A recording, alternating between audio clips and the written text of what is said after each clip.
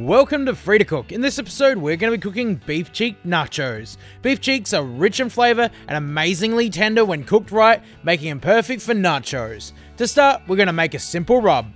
In a bowl, add 1 tablespoon of salt, then 2 tablespoons of black pepper, 1 teaspoon of onion powder, 1 teaspoon of garlic powder, finally 1 teaspoon of sweet paprika. Cover with a lid and shake to mix.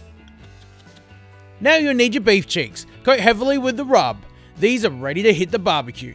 Set up your barbecue using the snake method. I'm using clean heat charcoal. You can find a great video on the channel explaining the snake method.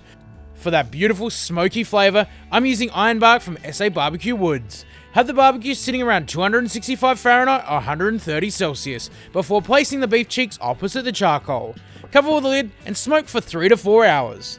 Next, to make the guacamole. Finally, chop a few sprigs of coriander, followed by half a small onion. Place the coriander on top and add a pinch of salt. Chop the coriander and onion into each other. Continue to chop until all the onion and coriander is combined and finely chopped. Transfer it to a pestle or mortar. Next, take 1 avocado and slice around the outside lengthways. The blade of the knife should run along the edge of the seed. Twist the 2 halves apart. Take the half with the seed, holding the avocado with your fingers tucked away, hit with a knife. The seed should hold to the knife and easily pop out. Cut through the flesh one way and then the other, creating a crisscross.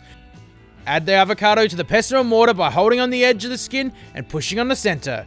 To help add flavor but also to stop the guacamole going brown, add the juice of half a lime. Crush the avocado into the coriander and onion mix. Continue until fully combined. Now back to the barbecue. When your beef cheeks are ready, you can easily move a skewer through the meat. Remove from the barbecue and tent with foil. Make sure to let them rest for at least half an hour. Now break up the beef cheeks. Look how tender and juicy they are. They break apart easily with a fork. Now all that's left to do is to make the nachos.